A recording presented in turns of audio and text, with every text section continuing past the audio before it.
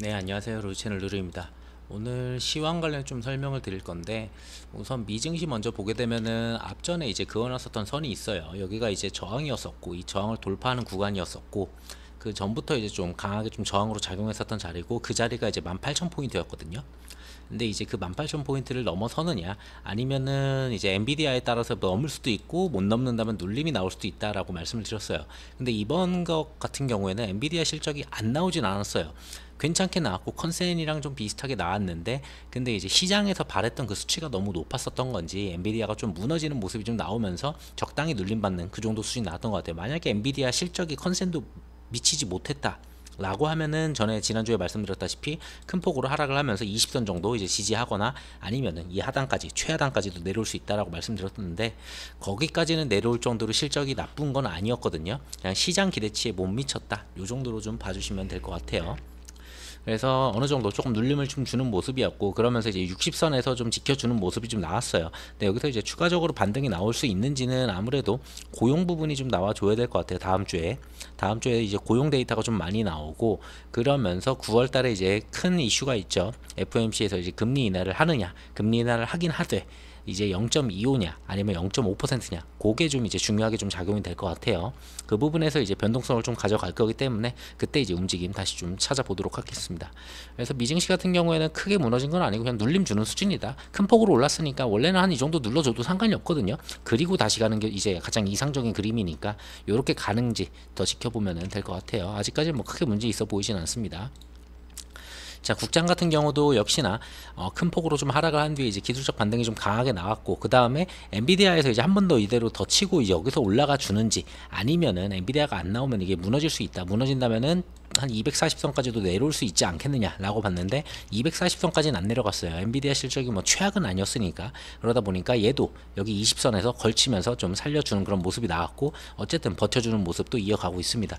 그래서 얘 같은 경우에는, 근데 국장은 조금 달리 봐야 되는 게, 이번에 이제 좀 있으면 추석이 껴 있잖아요. 그러다 보니까 눌림을 주려고 진짜 억지로 눌러버리면은, 눌러서 240선까지는 눌러줄 수 있을 수도 있어요. 그래서 최하단을 240선으로 보시는 게 전 좋다고 봐요. 240선이면서 뭐 요 정도 보시면 될 것 같아요. 예전에 이제 개파락을 시작했을 때 그 자리가 이제 2600선이었죠. 그리고 240선도 대략적으로 2600선이에요. 그래서 2600포인트를 지켜주는지 그걸 좀 확인하시면 되고, 상단으로는 이제 전에도 말씀드렸다시피 2750 정도, 이 정도 구간에서 이제 움직임 보여줄 수 있으니까 요 정도 생각하고 움직이면 될 것 같습니다.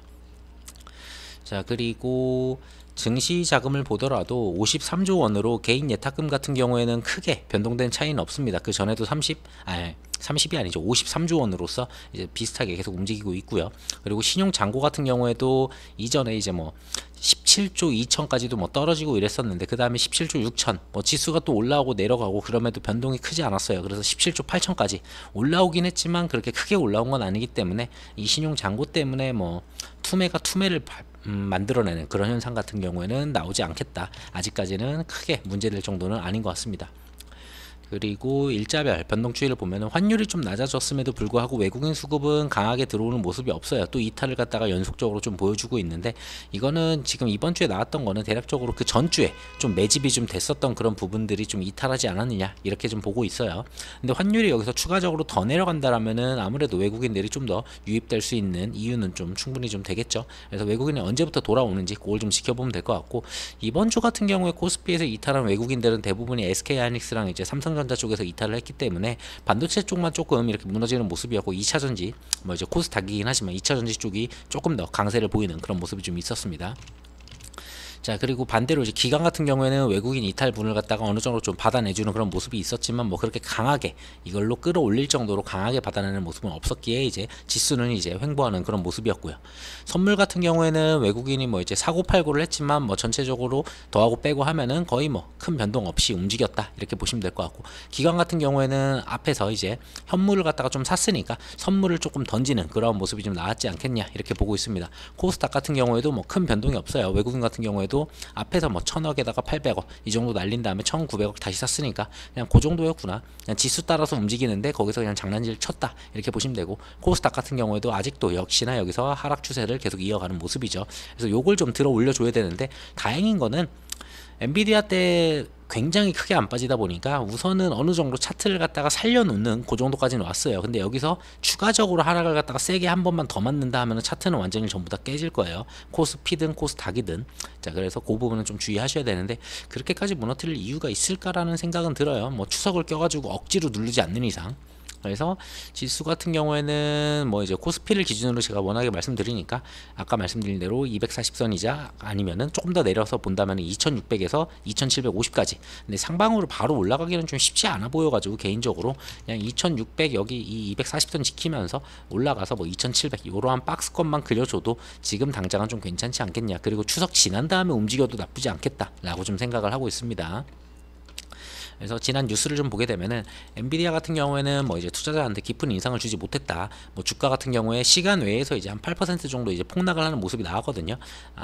실적 발표가 이제 미증시가 끝난 다음에 이제 국장으로 한국 시간으로 따지면 오전 한 5시, 6시 정도에 했었어요. 그때부터 이제 시간 외에서 움직였었는데 그때 이제 한 8% 정도 이렇게 좀 폭락하는 모습이 있었고요. 자, 근데 내용을 보게 되면은 엔비디아 같은 경우에는 실적이 나쁘지 않았어요. 깜짝 실적을 보여줬습니다. 실적 같은 경우에도 기대 이상의 실적이에요.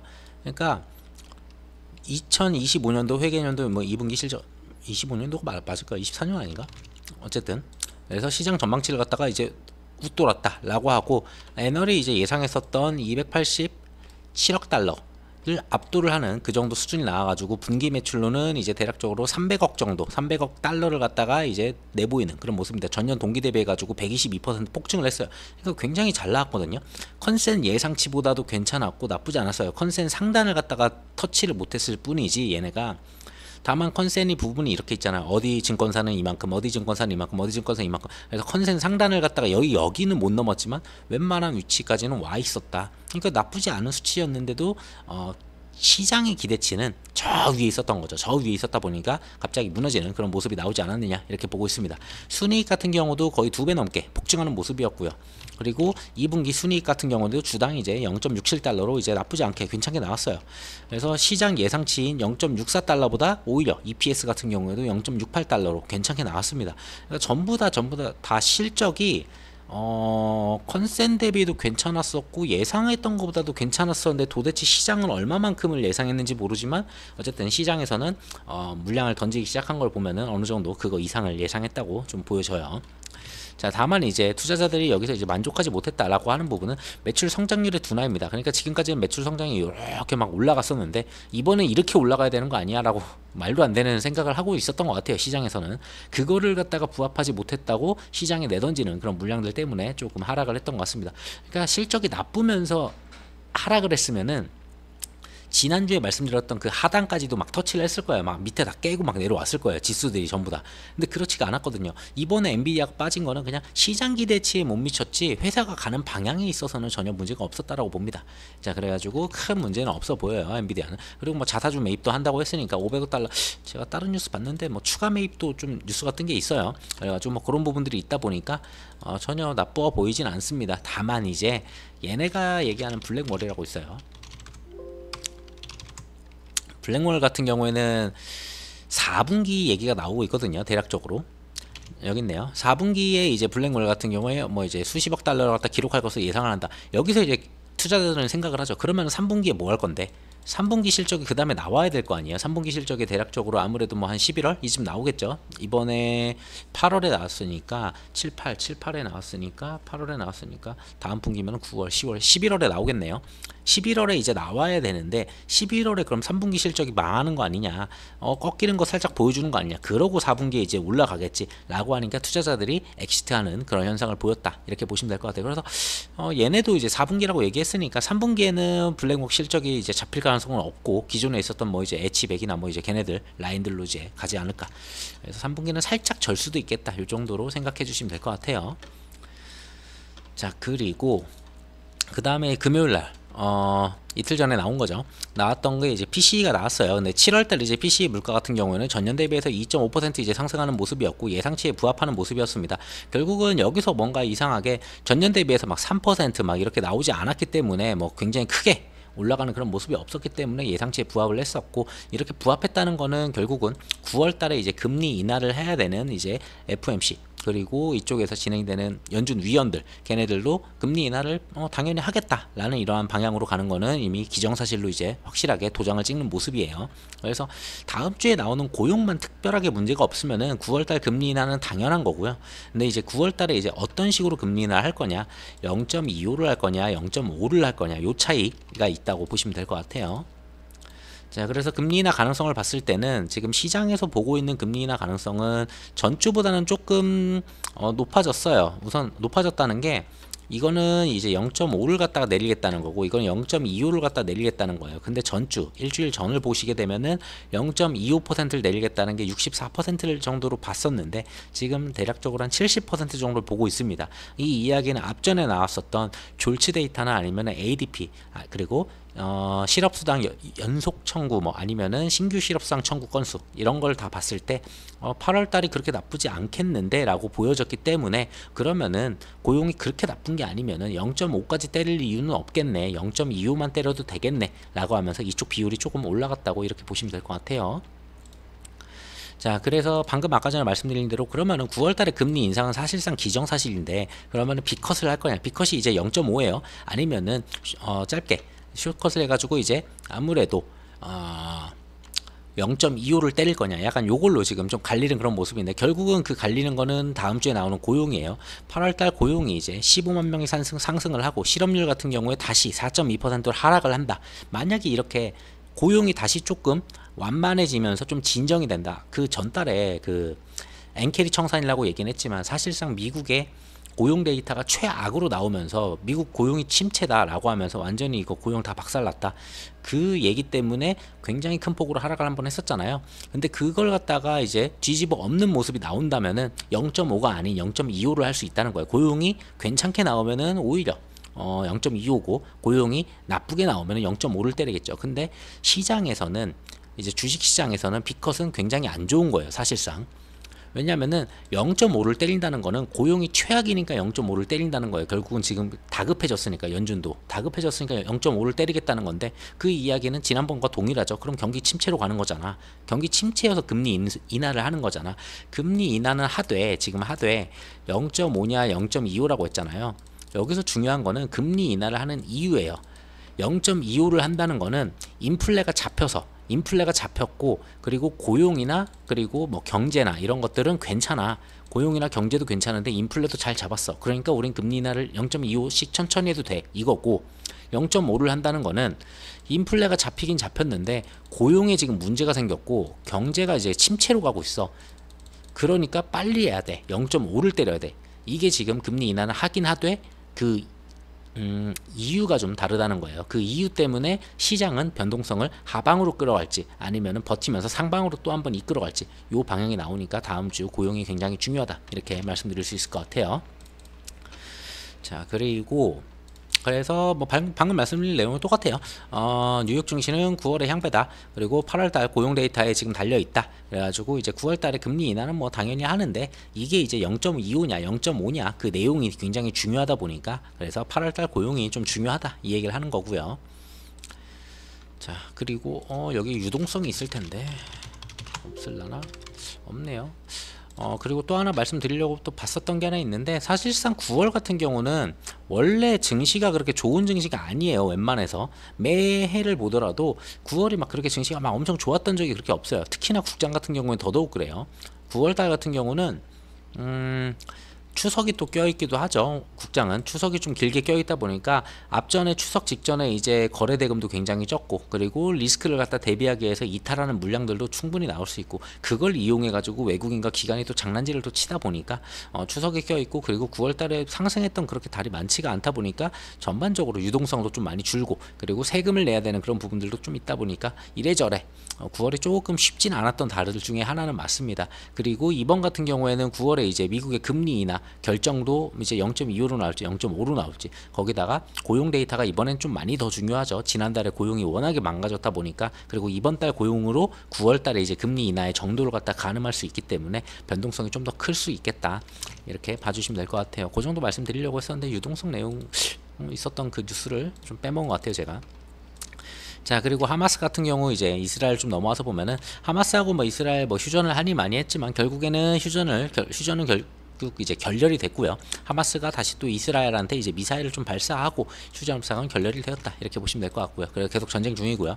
이스라엘은 또 가자지구 쪽에 이제 구호 차량에도 이제 막 공격을 하면서 뭐 5명이 사망했다, 뭐 이게 중요한 건 아니에요. 그냥 얘네들이 지금 휴전이 결렬됐고 계속 전쟁 중이다, 이것만 아시면 될 것 같고요. 그리고 이스라엘 같은 경우에는 이제 하마스 쪽에서는 그렇게 이제 크게 강하게 이제 군 병력을 갖다 집어넣을 이유가 없어요. 어느 정도 잡아놨기 때문에 그냥 계속 조금씩 밀어내면 되지 않을까, 이렇게 봤는지, 전쟁의 목표는 북부 전선으로 확대돼야 된다. 북부라면은 뭐 이제 시리아, 레바논 이쪽에 있는 그쪽인데, 그쪽에 이제 헤즈볼라가 있죠. 헤즈볼라 쪽으로 이제 좀 가가지고 걔네들도 밀어버리자, 약간 요러한 모습인 것 같은데, 이걸 미국이 그냥 냅둘지는 모르겠지만 우선은 그렇게 크게 터치하는 모습은 없는 것 같아요. 근데 그래서 이스라엘이랑 헤즈볼라가 지난번에 이제 대공습을 했었죠. 헤즈볼라가 미사일을 뭐 한 300 몇십 개를 갖다가 날렸다고 하고, 그리고 이제 이스라엘도 이제 드론도 날리고 전투기도 내보내고 하면서 대공습을 갖다가 주고받고 했었습니다. 그 다음에 뭐 추가적으로 전면전이 이제 일어나는 거 아니냐라고 했었는데, 그러한 부분들은 없었고, 헤즈볼라도 잠깐 좀 쉬어가는 모습이고, 화력 열세에 자금난까지 좀 있다 보니까 헤즈볼라는 지금 이제 우선 멈춘다, 약간 이러한 모습을 좀 보이는 것 같아요. 그래서 더 이상 공격하지 않는 모습인데, 이스라엘이 또 계속 또 공격을 하면서 또 건드릴지, 그건 좀 지켜봐야 될 것 같습니다. 그래서 지금 이쪽은 조금 소강 상태예요, 지금 현재로 봤을 때는. 근데 또 어느 날 갑자기 또 미사일을 막 몇십 발씩 내보낼 수 있으니까. 원래 이거였다고 해요. 헤즈볼라 같은 경우 이날 새벽 5시에 약 3,000발의 미사일과 로켓 드론 이쪽으로 갖다 기습적으로 이제 집중 타격할 계획이 있었습니다. 근데 미국이 이미 헤즈볼라 공격 정보를 갖다가 다 파악하고 있다 보니까 이스라엘이 이미 대비를 하고 있어서 이걸 갖다가 조금 딜레이 한 것도 있고, 그래서 조금 진정되는 그런 모습인 것 같습니다. 자, 그러고 이란이 그러면 왜 안 움직일까 보면은, 이란 같은 경우에 원래 이란이 이제 움직여야지 전면전이 확대가 되고 중동 리스크가 굉장히 커지거든요. 근데 이란은 지금 굉장히 조용해요. 원래 처음에 얘기했었던 게 막 헤즈볼라도 움직이고 막 전쟁을 갖다가 더 커질 것 같고 막 그랬었던 게, 이란이 움직이면 이거 확전으로 가는 거고 중동 뭐 5차 전쟁 막 6차 막 나온다, 막 이런 내용들이 있었는데, 요런 것보다는 이란은 요런 걸 생각하는 것 같아요. 이란은 전 지난주인가 지지난주에 영상에 말씀드렸는데, 핵 협상 가능성이 있다. 이란이 만약에 공격을 하더라도 그냥 어쩔 수 없이 국민들이 보고 있기 때문에, 한이에가 이제 이스라엘의 미사일로 죽었잖아요. 그러다 보니까 거기에 대해서 보복은 해야지, 그래도 체면이 있으니까. 그래서 보복은 하는 형태만 가지고 간 다음에 그 다음에 바로 미국이랑 협상을 하지 않을까, 이렇게 봤었는데, 그러한 보복을 하는 그러한 모습도 보여주지 않고 있어요, 지금은. 그러다 보니까 얘네들이 지금 생각하는 게 뭔가 봤을 때는 미국이랑 바로 핵 협상을 할지, 그리고 이스라엘의 보복 공격을 갖다가 재확인할지, 뭐 요런 보건데, 지금 봤을 때는 이쪽이 좀 더 가깝지 않을까 보여져요. 그 이유는 이란 같은 경우에 지금 계속 쌓고 있는 게, 고농축 우라늄을 갖다가 3개월 새에 지금 16%를 갖다가 더 쌓아놨습니다. 총 핵무기를 갖다가 4개분을 갖다가 비축했다고 합니다. 그래서 5월달 같은 경우에 142kg에서 8월달에 164kg으로 핵무기를 더 굉장히 많이 만들 수 있는 수준을 갖다 가지고 있죠. 자, 이걸 가지고서 그러면은 이란이 미국한테 협상을 하겠죠. 우리랑 이제 핵 협상을 하자 라고 했을 때 미국이 잘 받아주면은 그러고 마무리가 되고, 중동에선 전쟁이 일어나지 않을 거고, 반대로 미국이 여기에 대해서 협상을 안 해준다 라고 하면은 얘네들은 우리도 핵을 만들 거야 하면서 난리를 칠 거고, 그러면서 보복도 막 하면서 약간 미국을 힘들게 하는 그런 전략을 가져갈 거예요. 그러니까 이러한 식으로 지금 우라늄을 쌓아놓고 미국이랑 이제 협상을 하되, 우리 아직 보복은 안 했는데 니네가 우리랑 협상 안 해주면은 우리 이스라엘한테 보복할 거야. 그래서 중동 리스크 다시 또 키울 거야. 그럼 니네 힘들잖아. 약간 요러한 식으로 딜로 가져가려고 하지 않을까, 저는 그렇게 보고 있어요. 그 정도로 좀 봐주시면 될 것 같아서, 그래서 미국이랑 이란이랑 협상이 좀 잘 되는지 그런 내용들 좀 지켜보시면 될 것 같아요. 자, 우크라이나로 좀 넘어와서 보면은, 우크라이나가 러시아를 갖다가 급습을 했고 러시아 본토로 이제 공격을 했잖아요. 자, 여기에 대해서 지난주에 말씀드린 거는, 미국도 얘네가 이쪽 러시아 이렇게 본토 공격하는 거는 우리한테도 얘기 안 했고 지들이 그냥 갑자기 한 거다, 우리는 잘 모르는 일이다, 서방은 모르는 일이다 했었는데, 이번에 나토도 역시 비슷한 내용으로 좀 발표를 했습니다. 우크라이나가 러시아를 급습한 거는 합법적이지만 근데 우리가 여기에 관여를 하진 않았다. 그러니까 우리랑은 상관없이 우크라이나 쟤네들 혼자서 벌인 일이다. 그러니까 나토랑은 엮지 말아라. 약간 이런 식으로 조금 살짝 한 발을 빼는 그런 모습이 있어요.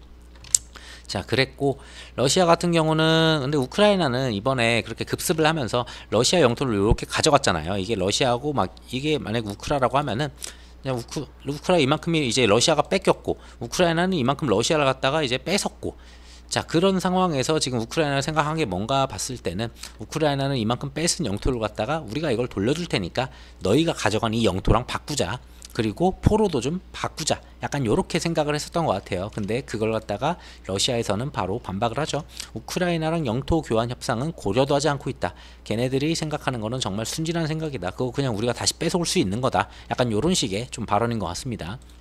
자, 그래서 뭐 협상 이런 건 없이 계속 한쪽에서는 러시아는 계속 공격해 들어가고 있고 우크라이나는 러시아 쪽으로 또 공격해 들어가고 있고 본인들 지역은 지금 방어를 갖다 그렇게 열심히 하는 것 같지도 않은데 양쪽으로 지금 밀고 들어가고 있어요. 그러다 보니까 러시아 같은 경우도 우크라이나 동부 최전선에서 계속 진격을 하면서 그쪽으로 계속 밀고 있죠. 하루 만에 3개의 마을을 갖다 추가 점령을 하고 있고요. 누가 더 많이 따먹느냐 지금 왜 그거 있잖아요. 스타크래프트 같은 거 하면은 내 진지 다 버리고 적한테 공격하고 얘도 이제 진지 다 버리고 적한테 공격하고 막 그런 거랑 비슷한 것 같아요. 지금 자기 진지가 지금 다 부셔지고 있는 마당에도 지금 각자 그냥 갈 길 그냥 가는 그런 모습이에요. 우크라이나 러시아 지금 전쟁은. 자, 그러고 있다 보니까 우크라이나 대통령 젤렌스키 같은 경우에는 이제 러시아 본토 비행장을 공격하게 해달라. 어떤 걸로? 이제 미국한테 받은 미사일로 러시아 본토 깊숙이 있는 비행장까지 공격하게 해달라고 지금 미국을 또 압박하고 있습니다. 근데 미국이 이걸 갖다가 냅둘진 모르겠는데 안 냅둘 거예요. 웬만해서 저기까지 하게 되면은 확정 가능성이 더 높아지고 러시아를 더 건드리는 거기 때문에 이걸 갖다가 오케이 할 리는 없어 보입니다. 그래서 요렇게까지 힘들 것 같고, 그래서 어느 정도 좀 공격하다가 우크라이나 또다시 밀리지 않을까 이러한 생각을 가지고 있어요. 그래서 어쨌든 얘네들도 확전으로 좀 더 벌어지지 않으려면은 어느 정도 서방들이 좀 뒤로 빠져주는 모습이 필요해요. 미국과 그리고 나토 얘네들이 전부 다 우크라이나한테 더 지원하기보다는 살짝 뒤로 빠지면서 우크라이나는 이제 좀 밀렸던 러시아 본토를 밀었던 거를 좀 다시 뺏기면서, 그러면서 우크라이나 조금 살짝 져주는 모습이 나와야지 러시아도 더 이상 난리를 치지 않을 거예요. 뭐 그렇게 되라는 건 아니고 그냥 상황을 봤을 때는 그게 좀 더 좋은 그림이다. 그러니까 주식시장의 상황이죠. 그쪽에서 봤을 때는 그게 좀 더 좋은 그림인 것 같아요. 자, 그 정도 내용이 있었고 뭐 큰 내용들은 없었고, 뭐 추가적으로 좀 봐야 될 거는 이제 일본 같은 경우에 아직 이제 그쪽에 아직 선거가 안 끝났죠. 지금 이제 좀 있으면 선거를 이제 할 것 같은데, 일본 같은 경우에 또 추가금리 인상을 갖다가 좀 만지작거린다고 합니다. 만약에 얘네들이 추가금리 인상을 갖다가 한다라고 한다. 만약에 결정이 됐다. 설마 하겠어라고 저는 싶긴 한데, 그냥 이거는 엔캐리 청산 때문에 그냥 약간 좀 압박하려는 뉴스인 것 같긴 해요. 제 개인적으로는. 여기서 인상 한번 더 하기에는 일본 국민들이 물가 상승을 갖다가 절대 인정을 할 수 있는 수준이 아닐 거예요. 지금 그쪽의 월급 인상 수준이나 물가 인상 지금 속도를 봤을 때는 지금 말도 안 되는 속도로 지금 일본의 물가가 올라가고 있는 거라서, 그래서 한 번 더 때리기는 쉽지 않아 보이는데 뭐 지켜봐야 되겠죠.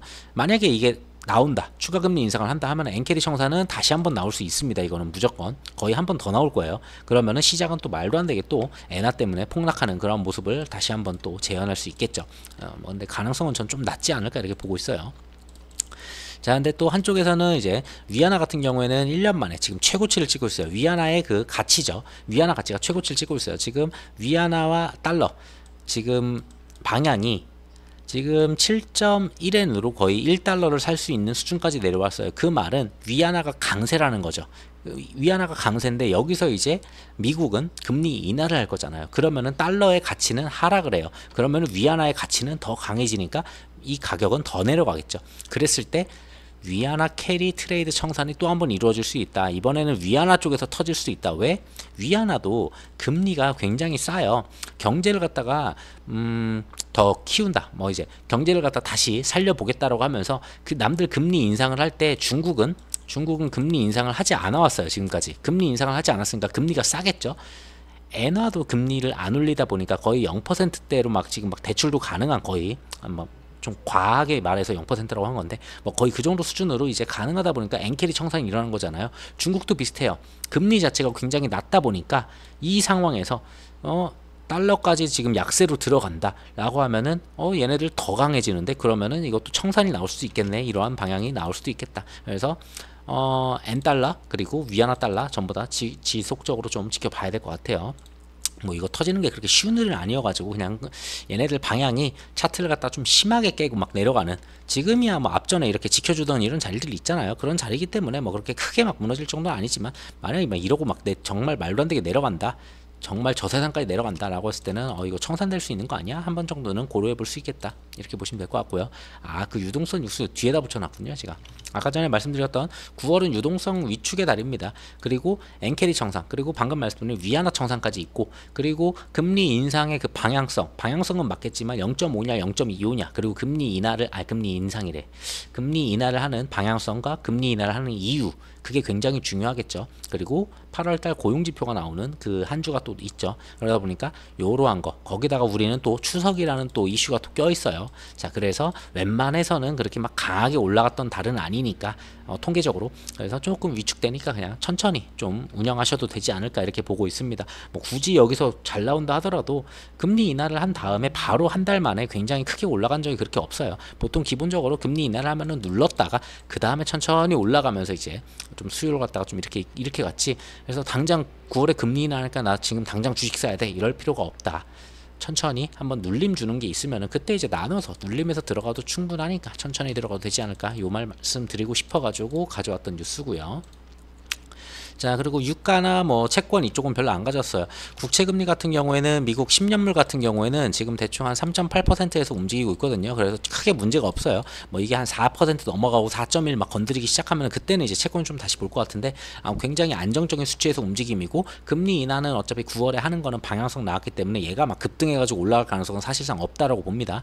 그래가지고 여기도 문제 없고, 국제 유가 같은 경우에도 안정적인 위치에서 그냥 박스권으로 움직이고 있었는데, 거기에다 중동 리스크도 그렇게 안 크죠. 이란이 안 움직이고 있으니까. 그리고 헤즈볼라도 좀 쉬어가고. 자, 그 상황에서 오펙 플러스 같은 경우에 감산 중단을 갖다 얘기했습니다. 원래 지금까지야 얘네들이 유가를 갖다 어떻게든 더 비싸게 팔아야지 걔네들도 뭐 네옴시티도 짓고 뭐도 할 거 아니에요. 원유 채굴 하면서 막 신재생으로도 좀 막 전환시키고 이러려고 하는데, 그래가지고 이제 유가를 갖다가 좀 높은 가격을 유지시키기 위해서 앞전에서 이제 요게 있었어요. 사우디, 러시아, 이라크 대형 산유국 8개가 지난해 11월부터 해가지고 하루에 220만 배럴을 자발적으로 감산을 개시를 해왔었습니다. 그러다 보니까 유가가 그때 많이 올랐었고, 그러다가 조금 전쟁이 좀 스물어들으니까 좀 진정이 됐었고, 그 다음에 또다시 뭐 전쟁 이슈가 붙으면서 이런 식으로 막 다시 또 내려오고, 그리고 또 하방을 또 한번 내려오고 다시 올라가고 이런 식이었거든요.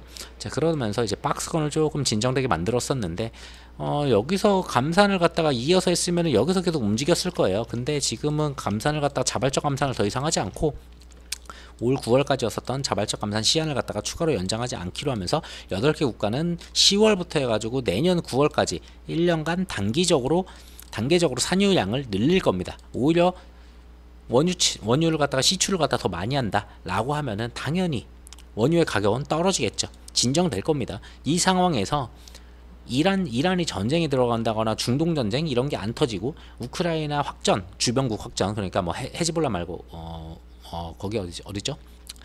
우크라 옆에 있는 벨라루스 같은 애들이 뭐 확전을 하지 않는 이상 뭐 크게 유가가 오를 가능성은 좀 낮지 않을까. 이제 조금 더 진정되는 그런 그림으로 가기 때문에 유가도 뭐 크게 문제가 없어 보여요. 국채금리, 유가 다 문제 없고, 환율 쪽도 뭐 크게 문제가 없어요. 어차피 금리 인하를 할 거라는 걸 알기 때문에 달러의 가치는 점점 빠지고 있습니다. 금리 인하를 하게 되면 달러 가치가 빠지고, 그 다음에 뭐 이제 한국은행에서도 금리 인하를 진행을 하면은 다시 조금 올라올 수는 있겠지만, 환율이 우선은 미국이 먼저 금리 인하하는 걸 보고서 그 다음에 10월, 11월, 12월 중에 먼저 이제 한국도 이제 금리 인하를 진행을 하겠죠.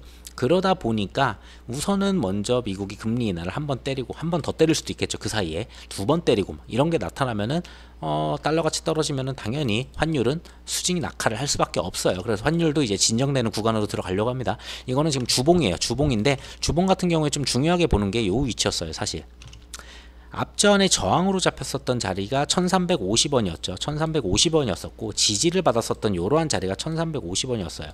근데 이 구간을 깨고 내려왔거든요. 여기서 환율의 차트도 지금 깨졌어요. 결국은 하방으로 더 추가로 내려갈 수 있는 여력이 있다. 그리고 9월 달에 금리 인하를 앞두고 있기 때문에 미국이 달러 가치 하락, 그러면은 당연히 환율은 떨어질 수밖에 없겠죠. 그리고 환율 차트에서 보더라도 이러한 상승 추세가 있었는데, 지지선 전부 다 이러한 차트가 있었는데, 고기를 깼다는 거는 굉장히 의미가 있어요. 그걸 바로 이번 주에 되돌림을 줬으면 조금 의미가 없었는데 하방으로 계속 이어갈 가능성이 높습니다. 그래서 환율도 좀 진정이 되면은 국장의 외국인 수급 또 한번 들어오는지 추가로 지켜볼 수 있겠죠. 자, 그래서 다음 주 같은 경우에는 뭐 큰 건 없어요. 큰 거 하나 있죠. 고용이 제일 크죠. 이거 빼고는 나머지는 그렇게 큰 게 없다는 거예요. 자, 월요일 같은 경우에는 미국이 지금 휴장이에요. 근로자의 날로 해가지고 미국이 휴장이 있다 보니까 미국장은 쉽니다. 그래서 월요일 그리고 화요일까지도, 화요일 국장까지도 그렇게 미국 시장에 영향을 받을 가능성은 없다, 이렇게 보시면 될 것 같고, 자, 화요일 같은 경우에는 뭐 제조업 구매자 지수랑 그리고 ISM 제조업 구매자 지수 있긴 하지만 이걸로 시장을 크게 움직일 정도로 나오진 않을 것 같아요. 웬만해서 어차피 요 정도 나오지 않을까, 그냥 예상치 정도만 나와주면 돼요. 지난번에 48이었고 이번에 48.1, 뭐 그냥 48대에서 그냥 움직여주면은 양호하다. 뭐 68점 얼마에서 한 47 정도만 나와도 양호하다. 뭐 크게 이걸로 막 이 숫자들이 말도 안 되게 막 42, 막 41, 막 이렇게까지 떨어진다거나 그러지 않으면은 침체라고 보기 어려운 숫자이기 때문에 이 정도면은 문제 없어 보이고요. 자, 그리고 수요일 같은 경우부터 이제 고용 데이터가 좀 나오는데, 자, 수요일날 이제 졸치 데이터가 나와요. 근데 이거 같은 경우에는 7월달 거 이제 졸치 데이터가 나오는 거고, 자, 요걸 봤을 때 이제 어느 정도 조금 7월달 데이터를 가늠할 수 있겠죠. 이게 7월달 게 나오니까. 자, 그리고 ADP 고용 변화 이제 8월 거, 이거는 주 단위예요. 주 단위 거 이제 나오는 거 한번 보시면 되고, 이것도 주 단위 거 한번 보시면 되고, 자, 그리고 비농업 생산, 이거는 볼 필요 없어요. 그리고 서비스 구매자, 이것도 이제 침체 가늠하기 위해서 좀 볼만할 것 같고요. 여기도 침체 가늠하기 위해서 좀 볼만할 것 같고요. 이때부터 조금 변동성이 좀 있을 거예요. 목요일 저녁부터. 그러니까 결국은 국장이 타격을 주는 거는 금요일이긴 하지만 가장 큰 이슈가 나오는 거는, 제가 가장 중요하게 보는 거는 금요일날 나오는 고용 지표예요. 결국은 시간당 임금, 미국의 평균 시간당 임금, 저는 이거 굉장히 중요하게 보거든요. 그리고 실업률이 지난번에 굉장히 크게 올랐어요. 지난번에 4.3까지 갑자기 급등하는 바람에 고용이 끝났다, 침체다라고 했었는데, 이번에 예상치가 4.2예요. 만약에 4.2가 여기에 찍힌다라고 하면은 시장은 굉장히 안정적으로 하면서 0.25를 갈 거야 라고 얘기가 나올 거고, 그게 아니고 다시 4.3이 나온다, 아니면 4.4가 나온다, 이러면은 0.5를 간다고 하지만 이거는 거의 뭐 경기 침체로 가는 거야 하면서 우두두두두 거의 뭐 그냥 시장이 다 박살이 나겠죠, 그냥. 그래서 지금은 오히려 조금 고용이 나빠지는 것보다 고용이 좀 좋아지는 쪽으로 시장 방향을 보셔야 되고, 그렇게 돼서 9월달 금리 인하는 0.25만 하면은 그나마 시장은 되게 안정적으로 흘러갈 수 있겠구나, 이렇게 보시면 될 것 같아요. 그래서 요 정도 고용 지표 보시면 될 것 같고, 이 고용 지난 다음에 어차피 좀 아쉬운 거는 이 고용이 있잖아요. 고용 데이터가 이때 금요일날 나오고, 그리고 우리 추석이 이때거든요. 사실상 추석이 이때여가지고 이 주말부터 쉬잖아요, 사실. 그러면은 이날 13일날 12일날 거래량이 있을까요? 원래 금요일날 거래량이 안 그래도 없는 날인데 5일에 그 연휴를 갖다가 앞두고서 이렇게 때린다? 저는 거의 거래량 없다고 봐요. 그럼 이때부터 눌러낼 수 있거든요. 오히려 2주가 굉장히 점점 가면 갈수록 힘들어지겠죠. 근데 2주가 여기쯤 지나야지 고용 데이터가 확인된다? 그러니까 이 2주 동안 국장이 막 강하게 올라갈 수 있는 여력은 보여주기 좀 힘들지 않을까, 이렇게 보고 있어요. 그냥 바닥으로 좀 빠지면 빠질수록 외국인들 수급이 좀 들어오면 모를까, 그 정도만 지켜봐야 되지. 그래서 저는 개인적으로 웬만해서 추석까지는 좀 안정적으로 좀 운영을 하시다가 추석 이후부터 조금 많이 눌렸다 싶은 애들 좀 위주로 좀 분할로 천천히 접근하셔도, 그 다음에 이제 금리 인하 수준 보시고 9월 10월 다시 또 모아 가시는 그런 기간 가져가셔도 되지 않을까, 저는 그렇게 봅니다. 자, 그래서 오늘 보셔야 될 거는 마지막으로 그냥 이 라인 2600 지지해 주는지, 그리고 위로는 2700 돌파가 나오는지, 솔직히 어렵지만 자, 그 정도만 보시면 될 것 같아요. 그래서 그냥 무난하게 고용지표도 그렇게 예상치가 나쁘지 않아 보이니까 그냥 무난하게 지켜보시면 되는 한 주가 될 것 같습니다. 오늘 영상 여기서 마무리하도록 할게요. 영상 들어서 감사합니다.